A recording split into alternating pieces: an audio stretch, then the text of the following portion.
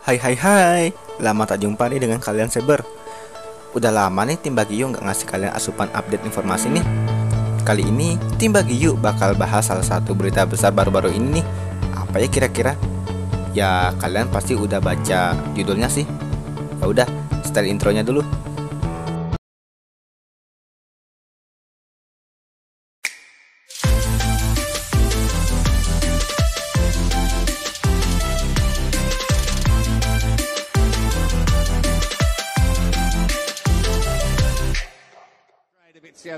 Down to Assen, and we are underway. MotoGP merupakan salah satu kompetisi besar dengan skala internasional yang diselenggarakan pertama kali pada tahun 1949.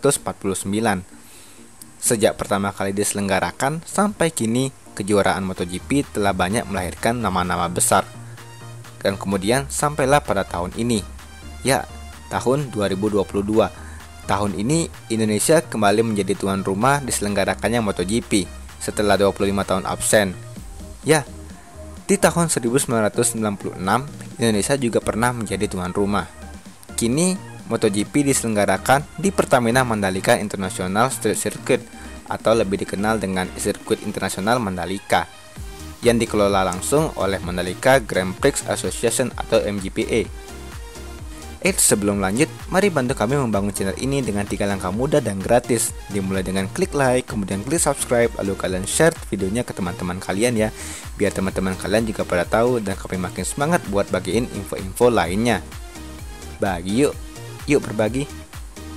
Mandalika merupakan kawasan wisata yang berlokasi di Kabupaten Lombok Tengah, Nusa Tenggara Barat. Sejak tahun 2017, Mandalika telah diresmikan sebagai kawasan ekonomi khusus pariwisata melalui peraturan pemerintah nomor 52 tahun 2014. Ini patut dibanggakan karena Pulau Lombok merupakan salah satu dari banyak pulau di Indonesia yang memiliki keindahan alam yang memukau.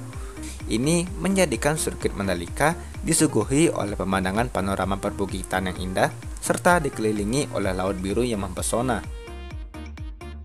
Pembangunan sirkuit internasional Mandalika atau kita sebut saja sirkuit Mandalika sudah dimulai sejak tahun 2018.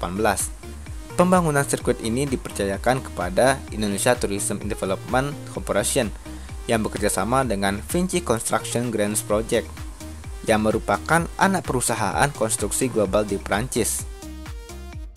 Sirkuit ini awalnya dikabarkan memiliki panjang 4,8 km. Tetapi dirubah menjadi 4,32 km dengan 19 tikungan. Tetapi kemudian diperpendek lagi menjadi 4,31 km dengan 17 tikungan. Menurut Ricky Bahiramsyah, Direktur Utama MGPA, pengurangan jumlah tikungan dilakukan dengan maksud faktor keamanan, yang dimana langsung diganti dengan trek lurus. Lintasan ini dibangun sesuai dengan standar mutu dari Federation International de Motorcyclisme dengan kategori sirkuit kelas A. Permukaan sirkuit Mandalika menggunakan aspal dengan jenis stone mastic aspal. Campuran ini diklaim dapat memperkuat struktur lapisan permukaan jalan dengan kontak stone by stone. Menurut Direktur Konstruksi MGPA, Dwi Yanto Eko Winaryo, stone mastic aspal memiliki penetration grade yang cukup tinggi. Campuran ini baru dirilis sekitar tahun 2014. Maka dari itu, tidak semua sirkuit di dunia menggunakan campuran ini. Beberapa sirkuit yang menggunakannya diantaranya sirkuit Silverstone di UK, sirkuit Dubai di Uni Emirat Arab, dan sirkuit Phillip Island di Australia. Keunggulan dari jenis aspal ini yaitu mempunyai tahan gelincir yang cukup tinggi dan tahan terhadap temperatur tinggi. Nah, penggunaannya dalam sirkuit Mandalika diharapkan akan memperkuat cengkraman ban para pembalap. Grandstand untuk tribun penonton memiliki kapasitas total sebanyak 50.634 kursi dan VIP Village dengan kapasitas 2.128 kursi VIP Lounge dan 1.056 kursi di tribun VIP. Nah, kalau kalian perhatikan, nama internasional dari sirkuit ini adalah Pertamina Mandalika International Street Circuit, yang berarti sirkuit ini menggunakan konsep street circuit.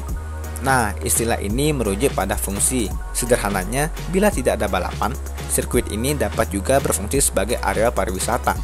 Wisatawan bisa memakai area pinggir sirkuit misalkan untuk jogging, bersepeda, dan lain-lain. Sebagai sirkuit dengan standar internasional, MGPA juga memasukkan unsur budaya Indonesia dalam sirkuit Mandalika, yaitu corak Subah Nale, yang merupakan corak tenun yang berasal dari suku Sasak di Pulau Lombok. Pola ini dapat kita temukan di area runoff atau aspal luar dari tikungan 15 dan 16. Wah, keren ya!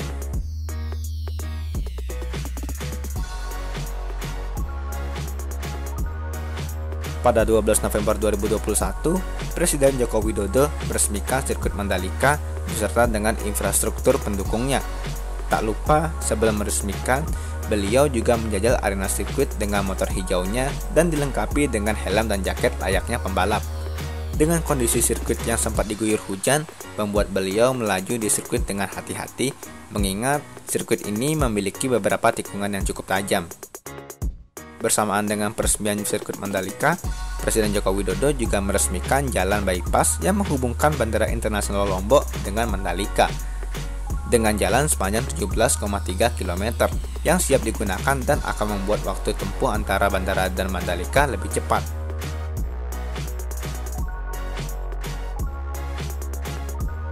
Oke, mungkin hanya itu dulu yang bisa Tim Bagiuk sampaikan. Tim Bagiuk pamit. Bagiuk, yuk berbagi.